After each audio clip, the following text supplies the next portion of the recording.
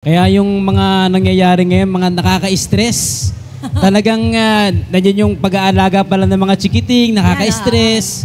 Yun ang paano tayo, mag-iisipin natin paano makakaiwas sa mga sakit, nakaka-stress din. So talaga yung stress po is parte na ng buhay natin. Ayun, so talaga hindi natin siya Kaya maiwasan. kailangan talaga lalo tayong maging matibay, di ba?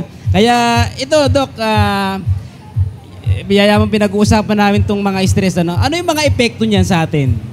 Itong kabi-kabi ng mga problema, isipin, yung nagdudulot ng stress. Ano epekto niya sa atin, Doc? So kasi po yung stress, no, lalo na pag sinamahan na yan ng puyat, no. So ang unang magiging effect niyan is sa immune system natin. So bumababa po yung resistensya natin. Bukod po doon kapag may mga ibang sakit po tayo, no, halimbawa mga high blood, diabetes, at iba pang mga sakit sa baga, so nakakadagdag po ito. No? So kaya talaga po yung stress ay hindi maganda sa health natin. So kailangan po talaga i-balance natin yung health natin saka po yung stress. Pero Doc, meron ba kayong mga pwedeng i-advise para mapanatili nating malakas ang ating immune system at saka yung stress-free ang atin pong katauhan? Yes. So alam mo, Doc, yung sinasabi ni Randy po, pag ganyan po yung nararamdaman ko, stress, gusto ko ma-stress-free, minom po ako na Enervon C. Tama po ba?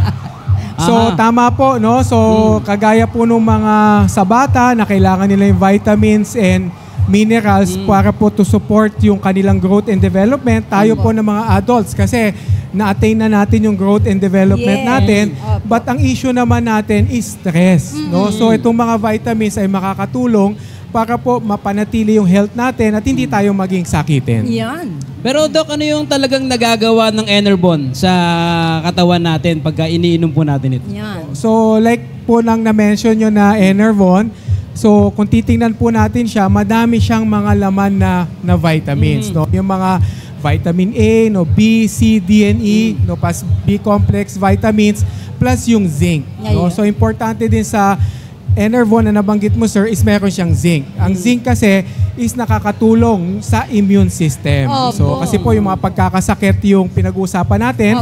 So malaking tulong po yung vitamin C and zinc para po maiwasan natin yung pagkakasakit. Yan ang yata ang parang nalilimutan o naliligtaan ng ating mga kababayan, Doc, no? Yung minerals na zinc. Zinc, Pero Doc, yun namang sa sobrang sipag naman dahil minom tayo ng Enervon, masyado tayong naging energetic. Hindi natin na mamalayan, parang napapagod na rin yung mga muscles natin, mga katawan natin. So, anong pwede natin i-advise sa mga sobrang sipag naman kahit inom ng Enervon? Naman, no?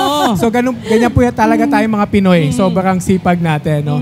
So kailangan po, no, so hindi lang pwedeng panay vitamins tayo. So kailangan balance pa rin, no? Yung diet, exercise, enough sleep, no? Tapos yung ating mga hygiene, personal hygiene. And then kapag may mga sakit na po tayo nakakamdaman, sakit ng ulo, sakit ng katawan, so, babalik po tayo sa mga over-the-counter medicines natin. So, meron po tayo ng kagaya po na nakikita ngayon, paracetamol plus caffeine. So, pwede po yan sa sakit ng ulo, sa katawan.